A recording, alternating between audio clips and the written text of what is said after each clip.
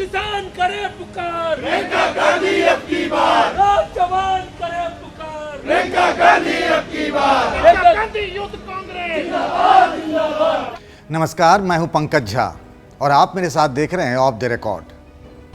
प्रियंका गांधी 4 दिनों का अपना यूपी दौरा बीच में ही छोड़कर दिल्ली आ गई, क्योंकि उनको सोनिया गांधी, राहुल गांधी के साथ एक महत्वपूर्ण बैठक करना था।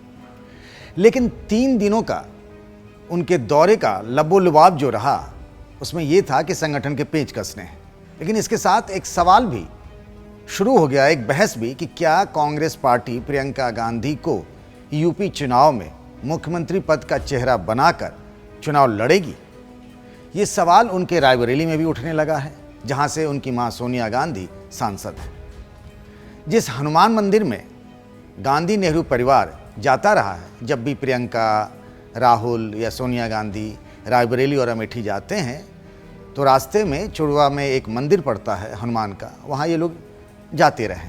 प्रियंका जब गई तो वहाँ जो पुजारी थे उन्होंने भी उनको यही आशीर्वाद दिया, जिसका लबोलुबाब कुल मिलाकर यही था कि इस बार चुनाव आप ज़रूर लड़िए। जब वो रायबरेली के भुए मऊ गेस्ट हाउस में गई, तो जब कुछ लोग उनसे मिलने आए, स्थानीय लोग जिनसे वो बार बार मिलती भी रहती हैं, तब भी उनसे कुछ बुजुर्ग लोगों ने, जिनका रिश्ता नाता इंदिरा गांधी के ज़माने से रहा है, राजीव गांधी को उन्होंने देखा, सोनिया और राहुल को देख रहे हैं, प्रियंका को भी देखा उन्होंने।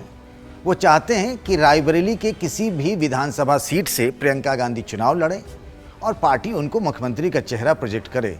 तो शायद कांग्रेस, जो आज मरणासन स्थिति में है यूपी में, जहाँ जिसका नाम लेवा भी नहीं है लोग, जब चर्चा होती है चुनाव की तो कांग्रेस की चर्चा नहीं होती है। चर्चा ओम प्रकाश राजभर जैसे नेताओं की हो जाती है, शिवपाल यादव की हो जाती है, चंद्रशेखर रावण तक की हो जाती है, लेकिन कांग्रेस चर्चा और बहस में नहीं आ पाती है। सलमान खुर्शीद कांग्रेस के बड़े नेता हैं, पूर्व केंद्रीय मंत्री रहे हैं और फर्रुखाबाद से चुनाव लड़ते भी रहे हैं, जीतते भी रहे हैं और हारे भी हैं।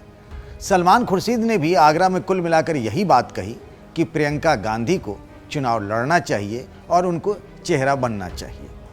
मुझे याद है वो दौर जब प्रियंका एक्टिव पॉलिटिक्स में नहीं थी, और तब जहाँ भी राहुल गांधी जाते थे, ये कांग्रेस की बैठकें होती थीं या फिर सोनिया गांधी आती थीं या राहुल गांधी आते थे अमेठी, तब भी उनके सामने में इस तरह की मांग कांग्रेसी कार्यकर्ताओं की तरफ से उठते रहते थे कि प्रियंका को एक्टिव पॉलिटिक्स में लाया जाए, और ये हो भी गया। 2019 में लोकसभा चुनाव से ठीक पहले प्रियंका गांधी कांग्रेस की महासचिव बन गई, यानी एक्टिव पॉलिटिक्स में उनकी एंट्री हो गई। यूपी की प्रभारी भी बन गई।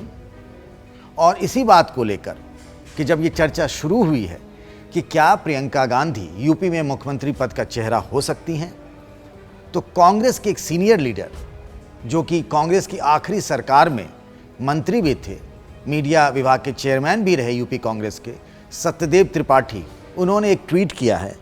उस ट्वीट के बारे में मैं आपको बताना चाहूँगा कि उन्होंने क्या लिखा है। एक चुटकी ली है उन्होंने, ये जो कांग्रेसी कार्यकर्ताओं की डिमांड आई है उस पर, कि अमेठी की प्रभारी बनकर श्रीमती प्रियंका गांधी वाड्रा ने जो परिणाम राहुल गांधी को दिया था, उसकी पुनरावृत्ति 2022 में उत्तर प्रदेश के विधानसभा चुनाव में सुनिश्चित करने में जुटी है।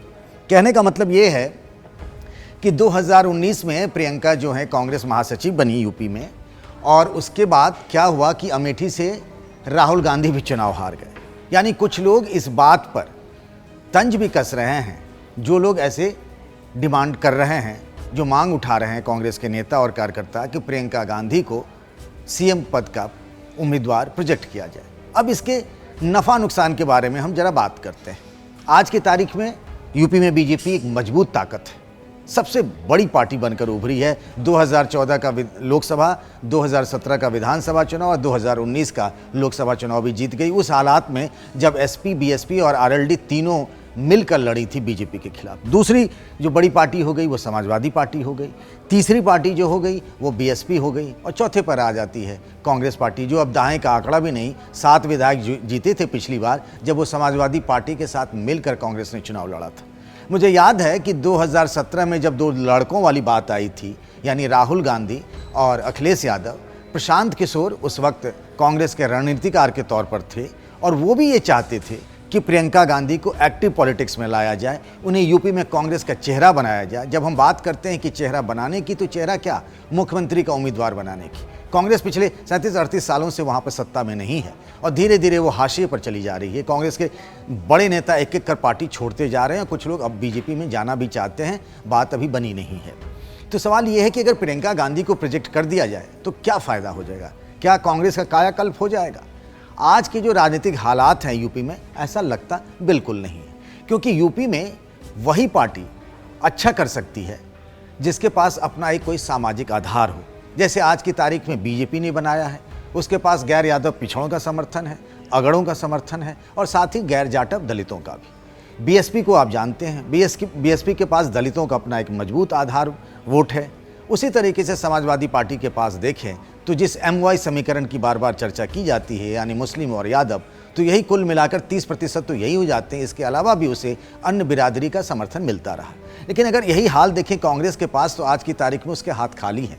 यही कांग्रेस पार्टी थी जिसके पास दलित, ब्राह्मण और मुस्लिम, इन तीनों के आधार पर वो सालों तक सत्ता की राजनीति करती रही। तो प्रियंका गांधी को सबसे पहले तो एक मजबूत सामाजिक आधार बनाना पड़ेगा, या फिर एक ऐसी लहर हो जाए जिसमें पार्टी कामयाब हो जाए। मुझे याद आता है 2009 का लोकसभा चुनाव, जब 21 लोकसभा सीटों पर जीत मिल गई थी। लेकिन वो फैक्टर इसलिए हुआ था क्योंकि मुलायम सिंह यादव ने उस वक्त कल्याण सिंह से हाथ मिला लिया था, मुसलमान नाराज हो गए थे और इसका अल्टीमेट फ़ायदा कांग्रेस को हो गया था। आज मुसलमानों की पहली पसंद कांग्रेस भी नहीं है। ये अलग बात है कि कई जाति बिरादरी के लोग कांग्रेस पार्टी को वोट डालना चाहते हैं। मुझे कई ऐसे लोग मिले हैं जो चाहते हैं, और पहले भी, जिनके आज भी कई ऐसे बड़े बुजुर्ग हैं जो कांग्रेस पार्टी को सदियों से वोट देते रहे, अब वो बदलने लगे। वो चाहते हैं कि कांग्रेस में कम से कम ताकत तो दिखे, लेकिन कांग्रेस में वो ताकत ही नहीं दिख रही है। बार बार कोशिशों के बावजूद ना तो संगठन के स्तर पर और ना ही आंदोलन या कोई ऐसा राजनीतिक धरना, विरोध प्रदर्शन जहाँ लगे कि हाँ कांग्रेस में वो ताकत है। कहने के लिए तो लोग मजाक में ये भी कहते हैं कि कांग्रेस अगर ये कह दे कि वो अकेले चुनाव लड़ेगी तो क्या 403 विधानसभा सीटों पर कांग्रेस पार्टी को अपना उम्मीदवार मिल जाएगा। बहुत लोग ये हंसी मजाक में कहते हैं ये बात। और पहले ही अखिलेश यादव कह दिए हैं कि समाजवादी पार्टी जो है इस बार कांग्रेस या बीएसपी से कोई समझौता नहीं करने जा रही, चुनावी गठबंधन नहीं करना चाह रही है। हालांकि कांग्रेस के कई नेता ऐसा चाहते हैं और प्रियंका के अखिलेश से अच्छे रिश्ते भी रहे हैं। लेकिन कुल मिलाकर बात हम ये कर रहे हैं कि क्या प्रियंका गांधी के CM कैंडिडेट बन जाने से कांग्रेस के लिए क्या मिलने वाला है। तो मैं आज भी कहता हूं, और ये मेरा मानना है कि बहुत कुछ फर्क नहीं पड़ने वाला। ये ज़रूर होगा कि कांग्रेस के कार्यकर्ता जो आज अलग अलग खेमे में बटे हुए हैं, हतोत्साहित हैं, निराश हैं, उदास हैं, उन्हें समझ नहीं आ रहा है कि इस चुनाव में हम क्या करें, तो उनमें एक एनर्जी आएगी।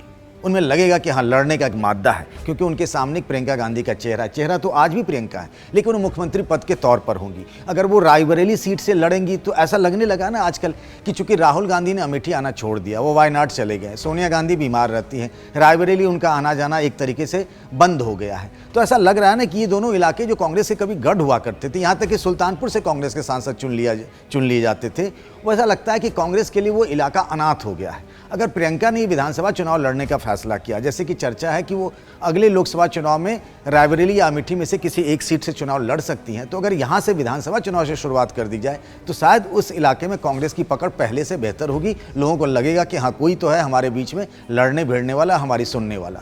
दूसरे कांग्रेसी कार्यकर्ता जो हतोत्साहित है, उन्हें लगेगा कि नहीं, हमें पूरी दमदारी से, पूरी ताकत से चुनाव लड़ना चाहिए। लेकिन अगर प्रियंका चुनाव लड़कर भी हार जाती है ना, तो वो होते ना, कहते हैं ना, बंद मुट्ठी लाख की, खुल गई तो खाक की। तो अभी तो प्रियंका गांधी ने कभी चुनाव लड़ा नहीं, तो इसीलिए उनके बारे में तमाम तरह की बातें कही जा सकती हैं कि बहुत मजबूत नेता हैं, वो बड़ा उलटफेर कर सकती हैं। लेकिन अगर एक बार चुनाव लड़ गई और विधानसभा का चुनाव भी हार गई, तो उनके लिए लोकसभा चुनाव लड़ने का रास्ता भी बहुत मुश्किल हो सकता है। तो इसीलिए आगे पहाड़ पीछे खाई वाली बात है प्रियंका गांधी के लिए। लेकिन हाँ, इतना तय है कि रिस्क तो आपको लेना पड़ेगा। जब प्रधानमंत्री नरेंद्र मोदी ने गुजरात से अलग हट करके वाराणसी से चुनाव लड़ने का फैसला किया था, तो वो भी रिस्क था। राजनीति में अगर आप रिस्क नहीं लेंगे तो फिर बात बनेगी नहीं और बिगड़ती चली जाएगी। सलमान खुर्शीद जो चाहते हैं वही कई और भी नेताओं कार्यकर्ताओं की राय है कि प्रियंका एक्टिव पॉलिटिक्स में है, पार्टी का कामकाज देख रही हैं। अब यूपी में कांग्रेस का चेहरा राहुल गांधी, सोनिया नहीं, ये प्रियंका है, तो उन्हें चुनाव लड़ लेना चाहिए। लेकिन प्रियंका गांधी को फूंक फूंक कर कदम रखना पड़ेगा, क्योंकि आज वो जो करेंगी उसी पर आने वाले वक्त की नींव भी रखी जाएगी।